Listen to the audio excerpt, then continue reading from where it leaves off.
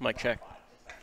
Hello, and welcome back to the challenge here at Balance Patch in Alston, Massachusetts. Got it right this time.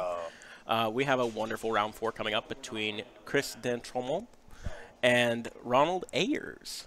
Yeah, I'm very, very excited for this matchup. There are two, like we talked about in round 1, we've seen a lot of really interesting team building, really interesting team compositions. I think we have one really cool composition, and we have one team with some cool pieces on it that we haven't seen too much, and we're looking at that right now with Ronald.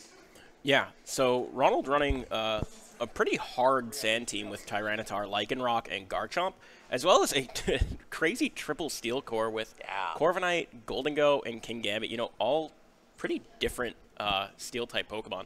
Corviknight actually not carrying a steel move, but, Corviknight, speed control, Goldengo as that special, usually setup or specs, but in this case, actually 3 moves with Life Orb, kind of changing it up a bit, and a black belt. I'm assuming that's meant to be Black Glasses Kingambit. It is. So, also not having setup on this team, but the sub Garchomp popularized by Lendul and the Assault Vest Tyranitar, just pretty tried and true, strong stuff. But just going pretty strongly into it without much variance is very cool. Yes, and speaking about those 3 steel types, not only do they perform very different roles offensively, but defensively, I think that's where they shine. You have one of the steel types in Corviknight that's not weak to ground, is actually immune to it. You have, generally steel types weak to fighting, but the Goldengo is immune to fighting. The Corviknight, that's a neutrality because of the flying typing. I think you can get away with running these 3 steel types together just because they don't overlap too much, too many weaknesses outside of fire types, but you have double rock and a Garchomp to deal with the opposing fire types. Yeah, it's definitely a cool take on this archetype that, comes in and it comes out depending on where the format is in terms of strength and weather, of course. Yeah. But with no legendaries around, with no paradoxes around, these Pokemon can really shine. Yeah, we can go take a look at Chris's team now. The last note on Ronald's, of course, is the Kingambit and the Tyranitar, both Terra Flying, not the Terra Fairy that we had just seen on the screen as well. On Chris's side, though, this is a very cool composition. This is something that I had worked on a lot with Chris coming into this tournament. This is a honest, true VGC player running Meadow Plate on his Rillaboom. Oh my god. This guy gets it. If nothing else, this guy gets it. Shout out Naeem, fist pumping in the background as well. But the rest of this team, I think, is so cool. The Assault Vest Blood Moon is a very interesting take on this Pokemon. And you have, both your speed control in the form of a fast Dragapult and Electroweb from Electabuzz. But there's also so much priority with Double Fake Out, with Grassy Glide, with Vacuum Wave, that you really don't need Tailwind or Trick Room on this kind of team. Yeah, and even without it, you have Electroweb if you do want to have the speed control. But Electabuzz definitely a very cool Pokemon, and with Goldengo next to it, being able to, redirect and get those nasty plots up, as well as protect, throw out Electrowebs, because Goldengo is in that middling speed tier where you kind of do want a bit more for it. Yeah. I think that's a really cool combination. Dragapult, without its best friend Shenpao here, is definitely a cool pick. I'm curious to see what this Dragapult can do. Obviously, with that Terra Ghost Terra Blast, is going to be able to threaten a lot of damage and outspeed everything in the format, other than Electrode, I believe. Other than Electrode, and other than a Lycanroc with the Sand Up. That's true. The second highest speed stat in the format. We'll go with that. Yeah. But yeah, as you said, that Meadow Plate, which for some reason is not the Miracle Seed, unfortunately, is a cool pick, especially when you have the Assault Vest on that Ursaluna Blood Moon. But Vest Ursaluna Blood Moon is a really, really cool option because it does cover its one relatively weak stat. Speed, of course, is a quote-unquote weak stat being low, but that can be in its favor or not. But being able to cover that special defense is really, really clutch. And being able to use all these moves, and normally we don't see Vacuum Wave, but having that to cover for its speed is what's really, really cool about it. So we are going to get into this game 1 between Chris and Ronald. Yeah, the Garchomp Corviknight lead from Ronald, pretty free for him. At least to click, something like a Earthquake and a Tailwind, but from Chris's side, just immediately going with that Dragapult. And, this is the strength of a Dragapult, faster than both of these Pokemon naturally. I would like to see how much damage a Helping Hand Terraghost Terrablast does to either one of these two Pokemon on Ronald's side. Yeah, that's definitely one consideration, but the other is that you have this Garchomp, which threatens super effective damage, or Dragapult, which threatens super effective damage on the Garchomp before it can move, with the Choice Band. Although Dragon Darts only being able to hit one target might not be the best thing for it. Unless, of course, the Corviknight goes for, well, it doesn't have Protect, so it can't. But an interesting kind of offensive triangle we see here, where the two dragons are threatening each other, and Garchomp is threatening the Electabuzz, Electabuzz threatening the Corviknight. It's going to be really cool to see how this turn plays out. Yeah, and the cool thing too is that Terastallization on both sides can be used to get around all of the weaknesses. We do see the Terraghost from Dragapult follow me, and then we did see the Terrablast being locked in. I can't remember the target though, so we'll find out here just in a second. The Terrablast, it does go into the Garchomp's Protect, not going to do anything here, and Corviknight will get to act freely to set up the Tailwind. Yeah, so Tailwind going up here for Ronald here is really, really beneficial. Being able to outspeed everything with that Garchomp. Curious how much the Corviknight speed is invested, because it can outspeed Dragapult if it has enough investment, but might not have that investment. Very curious how that's going to play out. So a very non-turn for Chris there, unfortunately, while Ronald is going to get away with a very, very free Tailwind here. And now Chris is threatened by any move this Garchomp's going to want to make. A clean Earthquake here, a substitute here possibly. But yeah, that Earthquake could just do a ton while Corviknight's going to get away with not taking any damage. Yes, and we are seeing Chris hover over that option. It is going to be the Helping Hand into this Dragapult. Had already locked in the Terraghost Terrablast. Again, I'm very excited to see how much damage this does, as the Garchomp will click an Earthquake. Not a damage-boosting item on this Garchomp, so that Earthquake not going to pick up either KO. Dragapult, even with Tailwind on the other side, still faster than Corviknight. And the Terraghost Terrablast spookily going right over to Corv and not picking up the one-hit KO. Wow. So Corviknight, clutch survival there, being able to eat its berry. Even with that Helping Hand and the Choice Band, those multipliers just weren't enough, as a Brave Bird is going to be able to finish off this Dragapult and put Chris out of his Terastallization for the rest of the game. Garchomp, known for its strength, of course, but that Eviolite on Electabuzz, that Electabuzz is pretty bulky to be taking a super effective Earthquake from that dragon. Yeah, really showing why Eviolite has become, not one of the best items necessarily in the format, but a very, very valuable tool on many teams because of all of the great, not fully evolved Pokemon in Regulation Age. Yeah. So we see Incineroar hit the field here. Mirror Armor activating on that Corviknight. Going to drop the attack of Incineroar itself, but also crucially dropping that Garchomp, as it's not holding the beloved Clear Amulet that it usually holds, but holding that Leftovers as it is the substitute set. So curious to see what Chris is going to go for here. He can try to shake things up with a Fake Out into Garchomp or even Corviknight, but it doesn't look like the greatest of plays, where Garchomp is still threatening too much damage, and even if you do Fake Out the Garchomp, Corviknight can just finish off the Electabuzz for free. Yeah, this is a very tough position for Chris after that turn 1 where he wasn't able to get any damage on the board. This Garchomp, I was going to say, is pretty free to just keep clicking Earthquakes into Chris's whole team, knowing what we know about this Pokemon that's in the back for him. But Tyranitar instead hits the field for Ronald, gets the -1 away from the Garchomp, so he will at least be able to reset that attack drop. But now we are seeing the confirmation of Chris's 4th Pokemon. It is the Golden Go. Comes in, takes that Brave Bird very well, and I believe we'll see this Corviknight finally be knocked out after really getting all the value that Ronald could have hoped out of it. Yeah, Chris allowing this Corviknight to get a lot of value. It picked up a KO on Dragapult, it got up Tailwind, and then it got itself, well, Incineroar got it off the field to bring back a stronger Pokemon named Garchomp right next to its best friend Tyranitar, and Ronald still having that Terastallization could easily Terra his Tyranitar here, get that flying typing, so Garchomp is free to just keep clicking Earthquake, and Chris just doesn't have a resist. He didn't bring a resist to the ground types whatsoever, and he didn't bring, crucially, that Rillaboom, which would have been able to mitigate that damage by half just by existing. Yeah, I think that Rillaboom and the Ursaluna Bloodmoon are two of Chris's best Pokemon in this matchup, and not seeing either of them here in Game 1 makes dealing with this Garchomp next to impossible. Yeah. Just like you had mentioned, this Tyranitar likely just going to become a flying type here. Garchomp will keep clicking Earthquakes, and from Chris's side, really all you can hope for is that without sacrificing the Electabuzz on this turn, you really just have to hope that Incineroar can survive this Earthquake, try to get a Parting Shot or a knockoff off onto one of these Pokemon to allow yourself to get into a little bit better position come the next turn once Tailwind has gone away.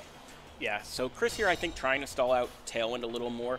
Tyranitar, as we mentioned, going for that Terastallization. One key thing is that the Sand Stream is no longer boosting Tyranitar's special defense, but by that, it's also no longer weak to the Steel-type moves that Golden-Go wanted to go for, as well as its own Garchomp's Earthquakes. It's just immune. As Tyranitar just goes for a Crunch here, I didn't even notice that on the team sheet. Opting for Crunch as opposed to Knockoff is a very, very interesting choice, as Parting Shot's going to go into the Garchomp, get it to -1 attack, and get it off the field in exchange for Electabuzz. Yeah, for Chris, I think that's about as good as that turn could have gone. You're able to soak up an attack into the Protect on your Golden-Go. You get Incineroar off the field, not only knocking the Garchomp down to -1 attack in the process, but keeping the Incineroar, the Intimidate active for later in the game to try to get it to -2. This Golden-Go may be able to survive the Earthquake from, at this point with the Garchomp being at -1, should definitely survive it at -2. The downside here is that unfortunately, you can't click Helping Hand next to your own Golden-Go to be able to secure this knockout onto Garchomp. And even if you are able to hit the Garchomp, at neutral, a Make It Rain, probably not going to KO. And of course, there's always the chance with the Sand Veil, 80% of the time it hits, but that other 20%, that's why he has that ability. Yeah. Tailwind, crucially, stopping there. Electabuzz, at its best, can outspeed Garchomp, but likely, due to being this supportive set, not going to have that outspeeding potential. But we do actually see the Volt Switch into the Tyranitar, so it tells a lot about how these Pokemon are trained. Garchomp could very well be bulky, or this Electabuzz could be very fast. Only these two trainers probably know what's going on. Yeah. As it is going to pivot out of the Tyranitar, do a decent amount of damage, and get off another Intimidate. That's the crucial part. That extra Intimidate from Incineroar, even if it goes down this turn, it did its job. It is going to be an Earthquake from this Garchomp going into the Golden-Go. Going to do a great amount of damage, even at -2. But a Crunch likely going to finish it off as Make It Rain comes out into the Assault Vest Tyranitar, and even with a critical hit into Garchomp, that is not enough for a knockout with the Life Orb boost, as the Crunch does go out from Tyranitar into the Golden-Go. And the last Pokemon of the game, the Electabuzz, cannot deal damage to this Garchomp, no matter how hard it tries, and the Sand is not going to affect Garchomp due to its typing, and even if it changed its typing, that Sand Veil would protect it as well. And even if there was a Wheezing on Chris's side that prevented the Sand Veil from working, it's got the leftovers to offset that anyway. There are so many ways that this Garchomp can get around taking this sand damage for it to stick. Yeah, I think Chris is going to have to get back to the drawing board. I think what you said really carries a lot of weight, that Chris didn't bring what you would identify as the two key Pokemon of winning this matchup. The Rillaboom to reduce the damage from Garchomp, and the Blood Moon to do immense amounts of damage to this team outside of, well, even Corviknight's going to take a lot of damage. Yeah. It's one of the only Pokemon in the game that can resist both of its same type attacks. So I think Chris is going to have to bring this back to Team Preview. May have lost at Team Preview just by not bringing those Pokemon. And Ronald playing really well, just identifying exactly how to play this. Not really worrying about, okay, Intimidate's going to come in. I have the bulk to handle this. I can do whatever I want. Not even bothering to set up the substitute, but, identifying, I can just click Earthquake. I can just click Earthquake. Yeah. I can just click Earthquake. Yeah, especially once those full 4 Pokemon on Chris's side were revealed. Ronald knows that that's very, very free, and that's why he has the Corviknight, the Terraflying Kingambit, and the Terraflying Tyranitar. All Pokemon that you can click Earthquake next to. Yeah. But for Chris, I think the Ursaluna Blood Moon, the Rillaboom is fantastic to reduce that damage of Earthquake, but more than anything, this Ursaluna Blood Moon hits 4 Pokemon on Ronald's side super effectively, And if Ronald were to Terrastalize the Garchomp or the Corviknight, it can hit them super effectively as well. So finding ways to force those positions. I think the Dragapult on lead is still reasonably strong. You're able to at least force the Garchomp to Terrastalize. If you do that, now you have super effective Earth Powers into that slot.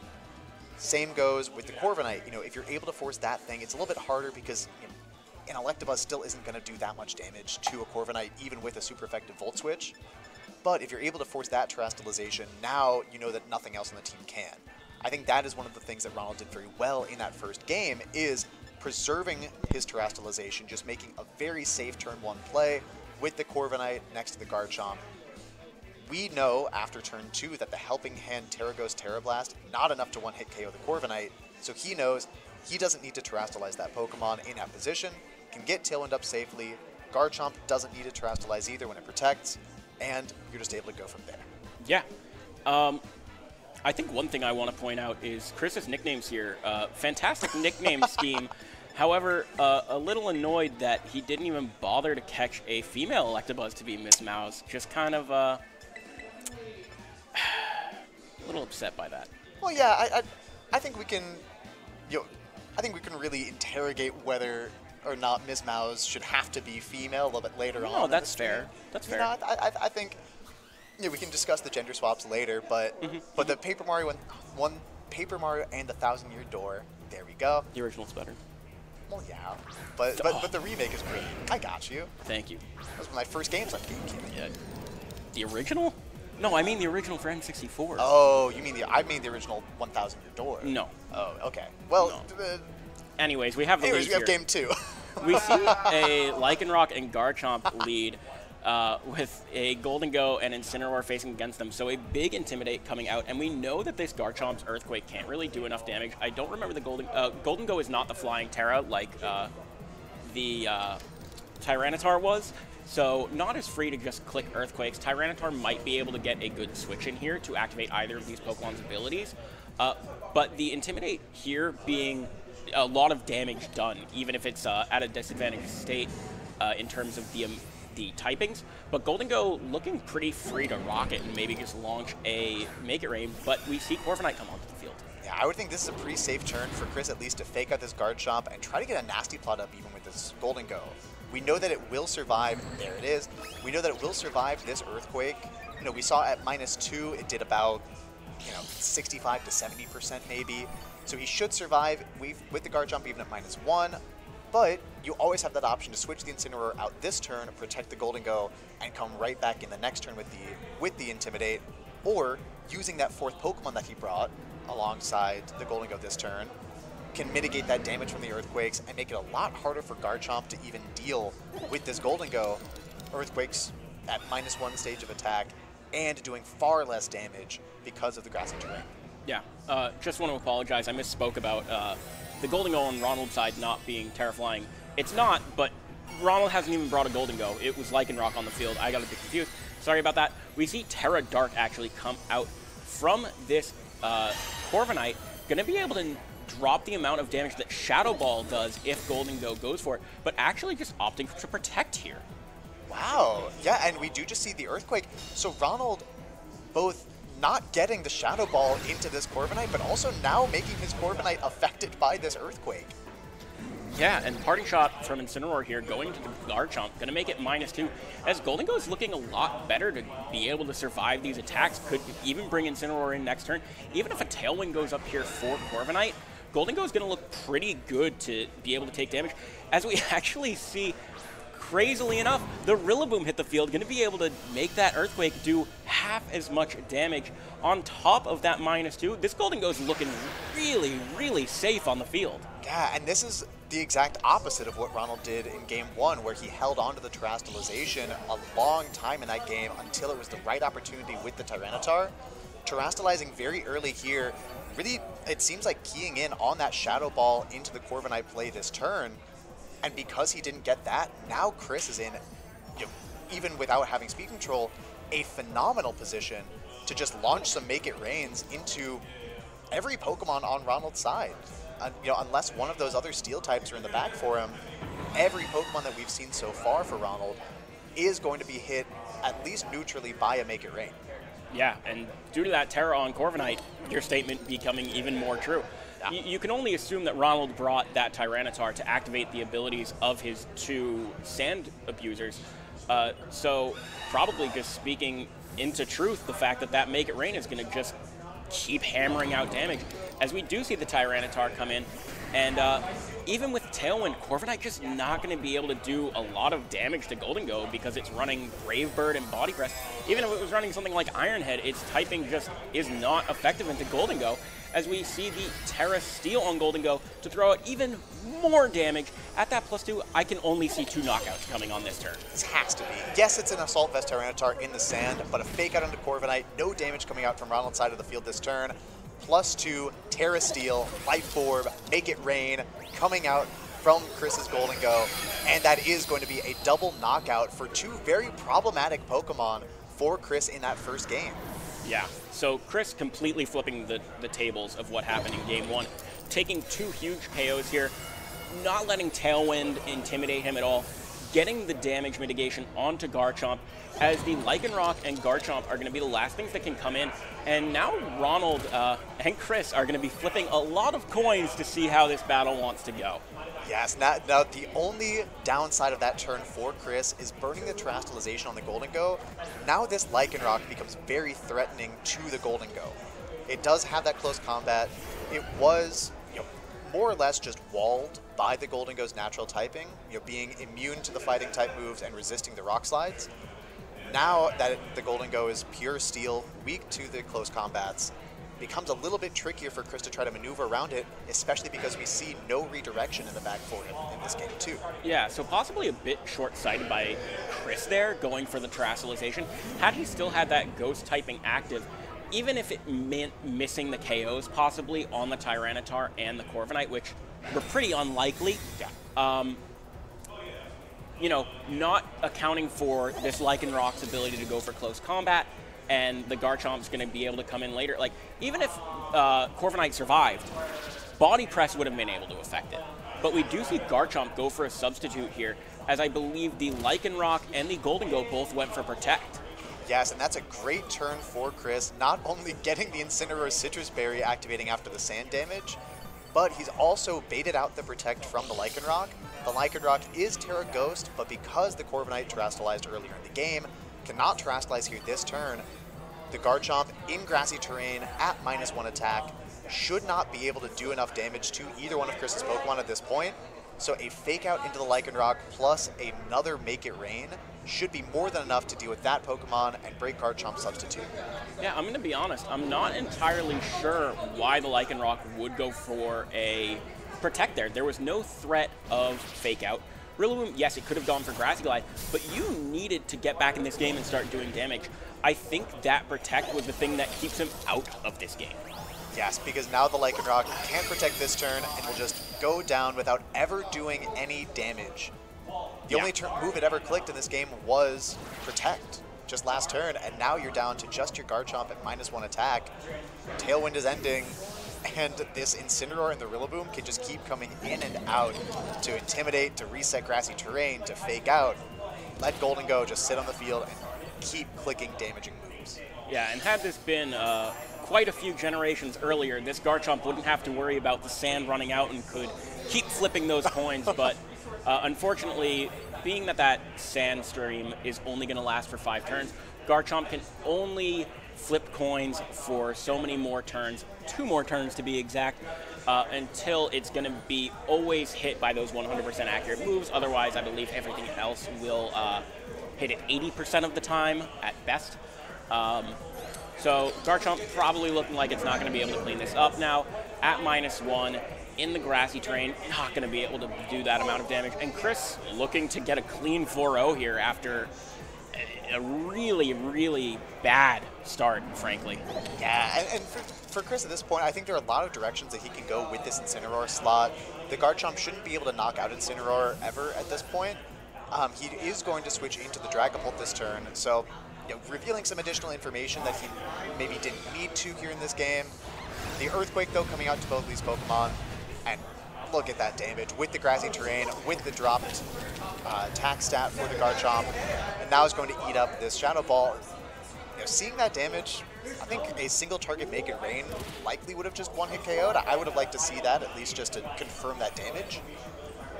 But with Garchomp now, no Tailwind, slower than the Dragapult, certainly, here in this game. And it's really just a matter of time of waiting out this end game and trying to get into that guaranteed position for Chris once the sand does finally run out. Yeah, so I think it is an interesting thing to reveal your last Pokemon there. Maybe that's something you want to conserve, but I do think Chris smartly saying, okay, I do kind of need to Intimidate. I do need to bring Rillaboom at the right time to reset that grassy terrain. I may have gone for a parting shot there, because even if Incineroar goes down, you can get some switch-ins. Maybe that hard switch out being good for it. But Chris just playing as safely as possible despite the information. Yeah, I think the hard switch there is certainly the safest play, just because the Incineroar and the Rillaboom are far more important in this matchup than the Dragapult. So if that slot does end up going down, at least you're losing your least important piece. And if that slot doesn't go down, you just win the game a little bit quicker because you click Dragon Darts, and now we're heading on to Game 3. Yeah, and I know Sesame Street, the count, was counting how many Dragon Darts it took down with that choice band. It was only one dart, So we are going to see a Game 3 between these two trainers who all of a sudden have no names. Well, at least we still have Chris's name. Yeah. But I'm curious, though, for the adjustment for Ronald's side, it seemed like that Game 2, he really was just trying to do pretty much the same thing. He brought the Lycanroc in Game 2 instead of the Golden Go, I believe. I believe it was Golden Go. I don't know if he ever actually Lycanroc. Revealed his fourth Pokemon in the first game. There was Corviknight, there was Garchomp, there was Tyranitar. I don't think we ever saw the fourth. No, I don't think we did. So it may well have been Lycanroc in the back. I would imagine it's probably King Gambit or Golden Go. Yeah. So, but Game 2, leaning again heavily into that sand mode and trying to do more or less the same thing. Chris adjusting well to that game plan, wins Game 2 pretty handily. Now, what if you're sitting around on the side, Jake? Yeah. What are your adjustments on his team? That's a really good question. I think you saw how much Golden Go did in that last game, how much Incineroar did in that last game, and how much Rillaboom did in that last game. And I see one Pokemon, one of my favorite Pokemon, that handles those pretty well, and it's that Kingambit. I think Ronald needs to lean into that Kingambit and lessen to, I won't call it a gimmick, but that theme of running sand. And maybe just say, hey, my Pokemon are good enough on their own. I think I just need to go with the strength. Leave Garchomp back at home. Once you see the Rillaboom and how much it's reducing that damage, probably want to leave that guy at home. I think Tyranitar is still a solid choice. I think Tailwind is very beneficial for him to still bring, but that Kingambit is the Pokemon that I think Ronald needs to bring as an adjustment. And even though it's not running the Assault Vest and doesn't have a fighting move to hit the Incineroar, it's going to benefit so much just from being on the field, where Incineroar just can't come in nearly as often. Yes, I would absolutely agree with that. And I think the Garchomp coming versus staying at home is a little bit interesting. I think if nothing else, the Kingambit, the Corviknight have to be there. Yep. I think the Garchomp is still a good bring. You just really have to be careful about that grassy terrain. Absolutely, and we do see that adjustment right off of turn 1. The Steel brothers in arms, we see the Corviknight and the Kingambit as a lead, as Chris leads with the Rillaboom and the Golden Go.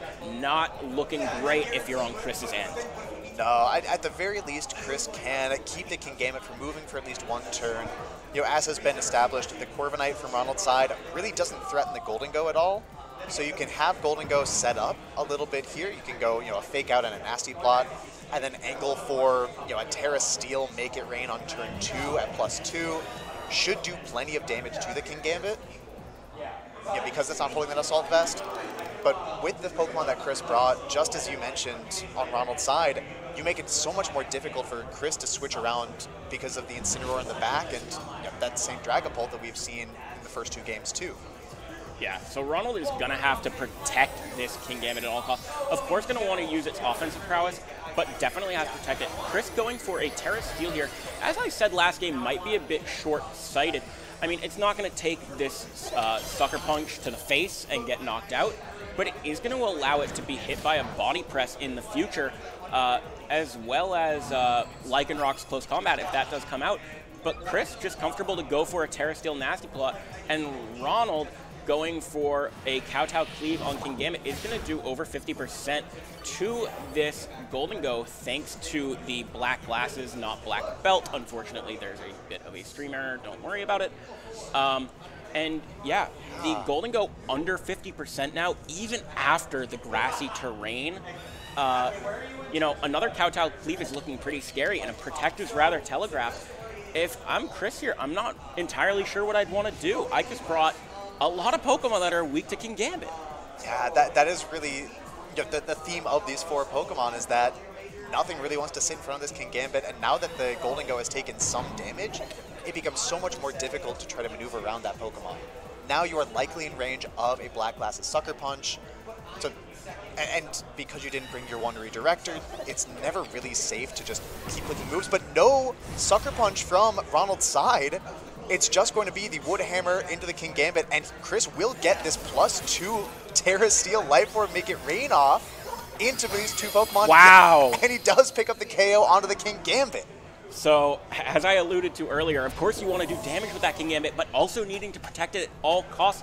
That +2 Terra Steel Life Orb boosted Make It Rain, along with a Wood Hammer from the, unfortunately, Metal Plate boosted Wood Hammer into Kingambit is enough to pick it up despite those 2 resistances.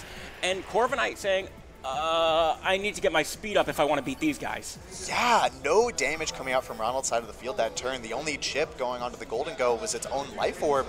And I think just 2 very bold plays from Chris on turns 1 and 2, both not faking out the Kingambit turn 1, allowing Golden Go to take some damage, and then not covering for that Sucker Punch option, just getting those turns right, or at least the second turn right from Ronald's end, just not doing enough to protect the Kingambit. And now, yes, Tailwind is up, but now Incineroar is very free to start coming in, cycling these fake outs. The question is, how much is a Corviknight's Body Press going to do to this Golden Go once it's able to? Yeah, I would assume from here it's probably a knockout. And Corviknight now with the speed advantage here, that's not looking great for Chris's Golden Go, but I think Golden Go did all the work it needed in this game already. Kingambit needed to go down. I was going to say earlier in this turn, I think Chris didn't make that adjustment of bringing the Ursaluna Blood Moon, like you said, after game 1, which would be able to handle this Kingambit at least better than everything else he has, but just opting for, I know the power of my Pokemon.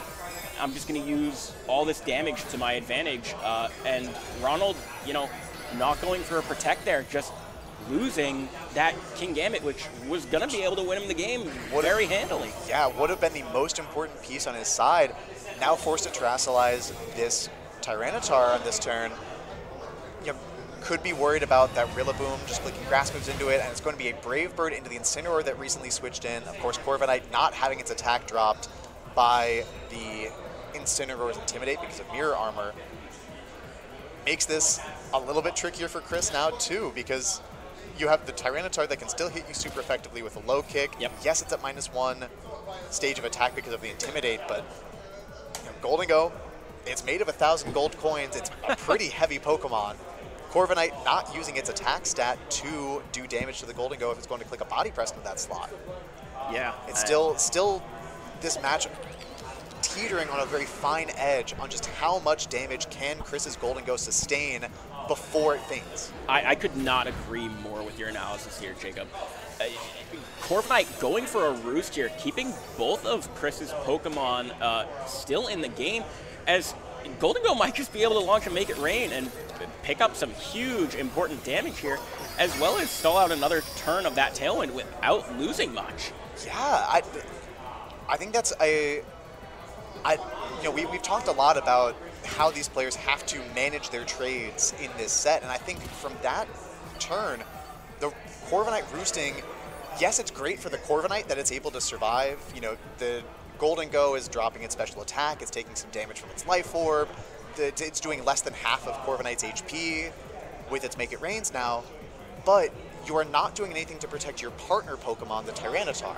Yep. You just let the Tyranitar now, even though it's Terra Flying, that's still a +1 Terra Steel Make It Rain. We saw how much damage it did. You're not protecting your partner. letting that go down, and with all of the priority that Chris has between the fake outs and the grassy glides, the Tyranitar, which is now taking sand chip every single turn and not grounded because of its flying typing, not recovering from the grassy terrain, Jeez, yeah. on very, very low HP for the rest of this game. Yeah, I think it was very bright of Ronald to not take the bait of Goldengo's Protect 2 turns ago, and didn't go for Body Press, but went for a Brave Bird into the then Rillaboom slot, which became Incineroar nonetheless. But then not capitalizing on it. Easily could have gone for a Body Press after that and been pretty fine to take that. You know, had a Fake Out gone off into Corviknight, then you get the attack off with Tyranitar, and you probably get a low kick KO on Goldengo. He needed to capitalize on those turns to take out the Goldengo, but Goldengo now, you know, just at neutral, but with that Terra Steel and the Life Orb, is still threatening so much damage. And even though Corviknight's at high HP, I mean, yes, Incineroar's -1, but that Flare Blitz is still going to do a ton of damage. So Corviknight looking great, but the rest of the team, Kingambit down, Tyranitar on its last legs, Tailwind no longer up, Tyranitar unable to go for a Protect. Chris is looking to be in a good spot, and I think that's mainly due to Ronald just not capitalizing on one very good turn.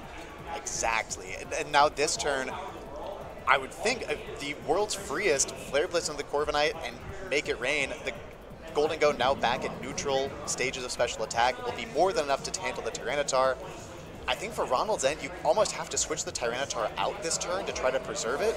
You can, if you know, assuming Garchomp is in the back, you bring that Pokemon in, hope that you can dodge an attack with your Sand Veil. For Chris, though, yes, he's going to be able to restart the Fake Out pressure for this coming turn, but moving Incineroar off of the field no longer pressures his Corviknight. It's going to allow the Corviknight to reset up another Tailwind, and that is going to be very detrimental for Chris's Dragapult that is still in the back of this game. Yeah, I think depending all on what Ronald's last Pokemon is, if it's that Lycanroc, Rock Slide's going to be able to roll the dice for a good number of turns, even in the face of Dragapult. So very interested to see what that last Pokemon is, as Corviknight does set up another Tailwind, doubling those speeds. You mentioned that free Flare Blitz and Make It Rain. I'm surprised not to have seen that Flare Blitz, but at the same time, I also was thinking in the back of my head, if that Lycanroc's in back and it switches in and you don't double that slot and it hangs on with its Focus Sash, you could be playing Rock Slide, flinch dice rolling. But we actually see the Pokemon that we haven't seen from Ronald all set, at least we don't know what it was in Game 1, in that Goldengo. Oh, and the Goldengo actually makes this very interesting, and knowing that the Goldengo is in the back, I like Chris's decision a lot more to preserve the Incineroar's HP.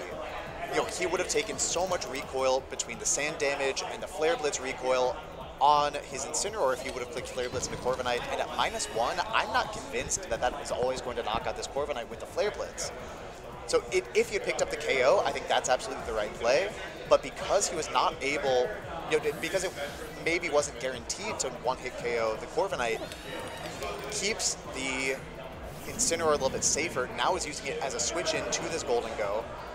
Using it just seems to soak up a little bit of damage here this turn, as the Goldengo on Ronald's side just going to Protect.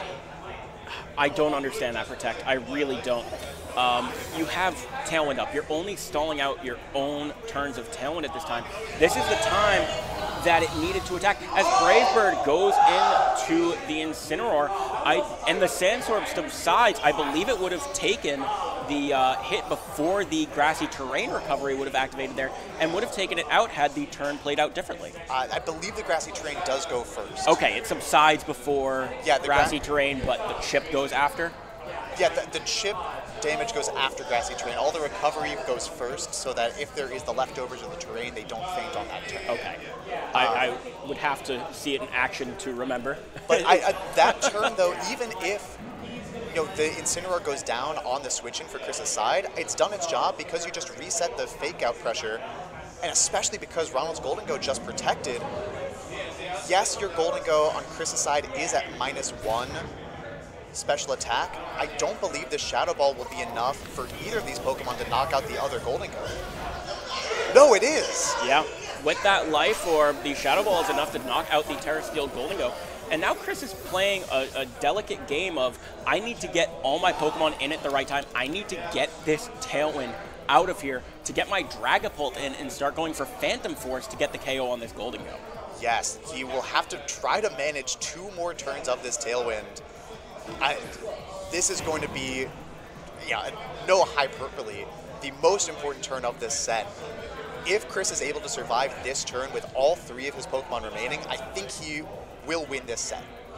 If any one of Chris's Pokemon faint this turn, because there are 2 more turns of Tailwind, the Dragapult's going to be forced onto the field, and he will not be able to get that Phantom Force off before the Golden Go has a chance to Shadow Ball and one-hit KO this Dragapult. Yeah, unless this Golden Go has quite literally no speed investment, that Dragapult is going to go first. As the Fake Out goes onto the Corviknight here, Make It Rain coming out is going to be enough to get the KO on Incineroar.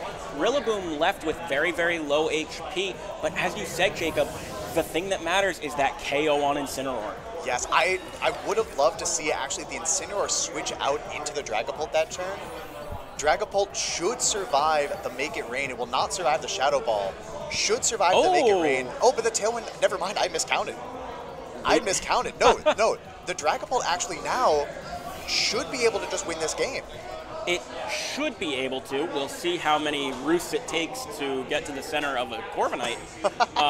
But a Phantom Force here into the Golden Go is going to be free. That's going to pick up the knockout. I mean, it's going to take a turn, but Golden Go can't protect itself in the face of Phantom Force because Phantom Force comes up behind you. It scares you. You can't protect all your sides, only your front. Rillaboom on this turn is kind of just sitting there. Yeah, I wish I would have been counting. I believe the Corviknight has roosted 3 times. I don't remember. All I know is you miscounting the Tailwind turns kept this set a lot more interesting. Oh, yes. And you kept me on the edge of my seat until we saw it peter out. And now I'm still on the edge of my seat, excited to see Chris go for that Phantom Force correctly, as Shadow Ball does go into the Dragapult and is going... Oh, no. A disastrous turn there from Ronald. Doesn't get Tailwind up. Doesn't get a KO on the Rillaboom. Yes, Grassy Terrain goes away, but Chris just has more damage going into this Corviknight this turn. The Golden Go going to protect in vain in front of this Phantom Force should be more than enough. No, Golden Go, look out! You don't know where the Dragapult's going to come from as Golden Go faints to that Phantom Force. Corviknight getting hit with a Wood Hammer 4 times. Resisted is going to do more than I thought, honestly, as the Corviknight is going to be the lone survivor on Ronald's side of the field, as it does go for the Roost. Yes. So Chris's Dragapult is going to have to do a lot of damage if it wants to come back in this one. Corviknight's going to have to heal a lot of damage too. So if this does, it needs to do over 50% a lot of times. Yes. Because of that 2 turns, this Corviknight has a lot of time to roost up, while the Rillaboom just doesn't have any damage in the tank, really. No, the damage is not nothing. The Corviknight will roost again for free here. Yeah. Other important factor in this endgame, because we're likely to be here for a while, I'm going to start tallying these down. I believe that was the 5th roost from this Corviknight. As Phantom Force, that's a critical hit.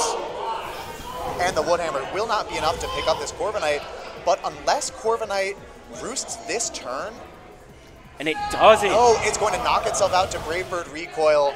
Wow. That will be the set for Chris. That was a crazy endgame. I didn't expect it to come down that close to where Corviknight possibly could have been out-roosting that damage, but that critical hit coming in at the perfect time for Chris, of course, the exact wrong time for Ronald. Took a bit of tension out. I think, I'm not sure how that would have played out. I think I give the edge a bit to the Corviknight depending on how many power points it had left in Roost. Yes. Just because I think Brave Bird was a 2-hit KO at that point, and had those Roosts come in, I couldn't tell exactly if it would do 50% or more based on the critical hit. I think just it would have done smidgen above. Yeah. That was a nail biter. A nail biter. I do think Chris may be able to claw that one out regardless. Assuming I counted correctly, that would have been the 5th Roost the Corviknight had used 5 roosts. Yep. If the Brave Bird is a 2-hit KO, he would have had to use 4 more roosts to get out of range of 2 Phantom Forces. Yeah. But since he only had 3 left in the tank, I believe the Dragapult would be able to outdamage that. Yeah. It would have been very, very close still. I also want to shout out, even though I was saying, this Rillaboom's not doing enough damage, I think it was just doing the exact right amount to where this Corviknight had to keep clicking Roost. Yeah. Had that critical hit not come in, Corviknight was still forced Roost. It was knocked below half by that Wood Hammer, so that Phantom Force was able to keep getting that edge, and Roost kept needing to be clicked. Had there been no critical hit there, we would have been talking about who knows for an endgame. Yeah. But, that's what happens when Dragapult just doesn't have access to that strong one-turn Ghost-type physical move. And even if it had Poltergeist, I think in that situation, the Corviknight would have eaten its Citrus Berry and it would have been game over. Yeah, he would have had to try to preserve the Terastallization for the Dragapult, but then you don't have the Terastallization for your Golden Go earlier in the game, so you maybe miss out on some KOs there. The flow chart that Scarlet and Violet has brought to Pokemon VGC is incredibly deep and incredibly detailed, and I love it more than anything. Yeah, that was a phenomenal set. I think both players walk away learning a lot about their teams and about their opponents' teams as well.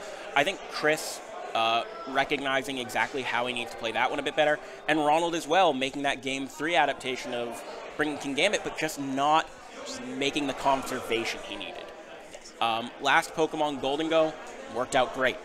But had we saw Kingambit stick around a lot longer, anything could have gone anyway. We could talk about woulda, coulda in so many of these, but Chris rocked it out in the end. Great set, phenomenal to watch. Yeah, and that's going to be Chris in top 8, guaranteed. Now 4-0 here at Balance Patch. We'll have round 5 for you, or rather, Jake and Solix Cross will have round 5 for you here after this very short break.